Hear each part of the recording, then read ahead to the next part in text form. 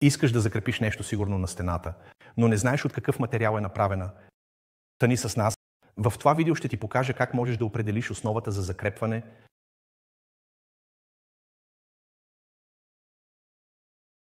Здравей, казвам се Роберто. Аз съм приложен техник в компанията Fisher.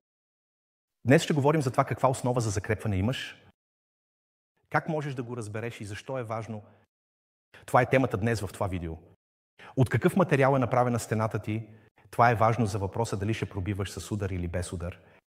И какво крепежно средство. Тоест, кой дюбел избираш най-добре или най-лесно можеш да го разбереш. Като почукаш по стената, ако звучи кухо, вероятно става въпрос за гипсокартонена стена. Ако звучи тъпо, тогава шанса е голям, че става въпрос за бетон или за зидарски камък. Но ако не си напълно сигурен, тогава може да е разумно да направиш пробиване предварително. Внимавай!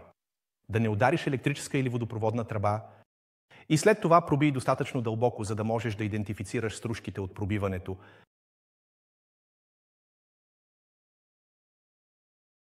Ако стената ти е от бетон, тогава ще имаш светлосиви, стружки от пробиването. За създаването на дупка пробиваш с бетонен бор. Ако искаш да закрепиш леки товари, тогава използвай нашия Fisher Duo Power. За закрепване на по-високи товари препоръчваме нашия Bolt of Anchor Phase 2+, или нашия бетонен винт FBS2. Ако товарите са над 150 кг, тогава препоръчваме да използваш система за тежки натоварвания. Затова препоръчваме нашия инжекционен разтвор Fisher FSV+.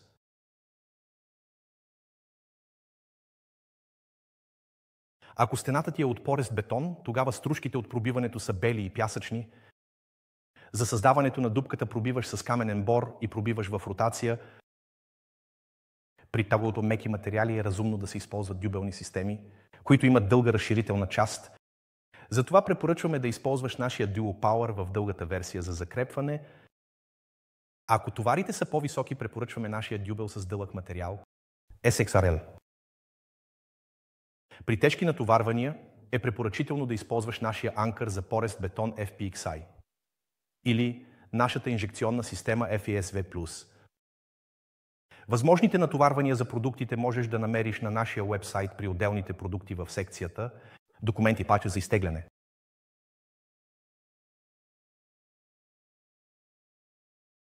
Ако стената ти е от тухли, тогава ще имаш червеникави стружки от пробиването.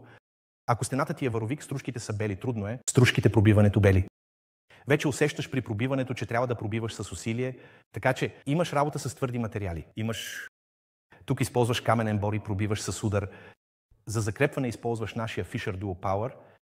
А ако товарите са малко по-големи, тогава работиш с нашия Fisher дюбел с дълъг ствол SXRL. За тежки натоварвания над 150 кг препоръчваме да използваш нашата инжекционна анкър система FISV+.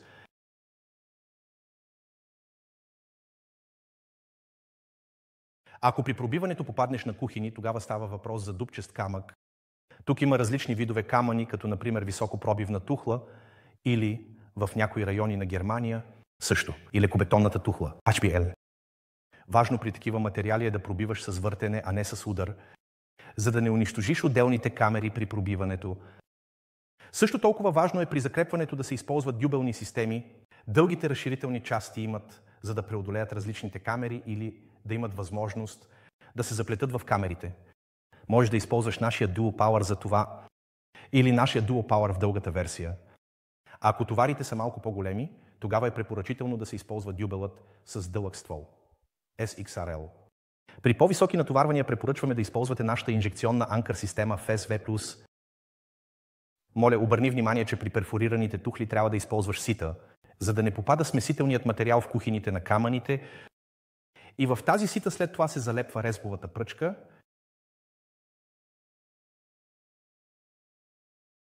Друг вид основи можеш да срещнеш са плочни строителни материали. Има ги в най-различни варианти. Има дървени строителни плоскости, ОСБ плоскости, има гипсокартонени плоскости, каквито виждаме тук. Можеш да усетиш при почукването по стената, там има кухини зад тях.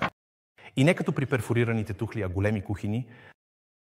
И те имат различна дебелина, тези стени. Те могат просто да бъдат обшити двойно. Ще го усетиш по бормашинната стружка. При гипсокартонените плоскости тя е бяла стружка, която излиза, а иначе при ОСБ плоскостите имаш точно така, дърво пробиваш.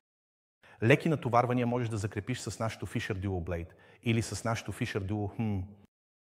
Ако натоварванията са по-високи, тогава е препоръчително да използваш нашето Fisher Duotech.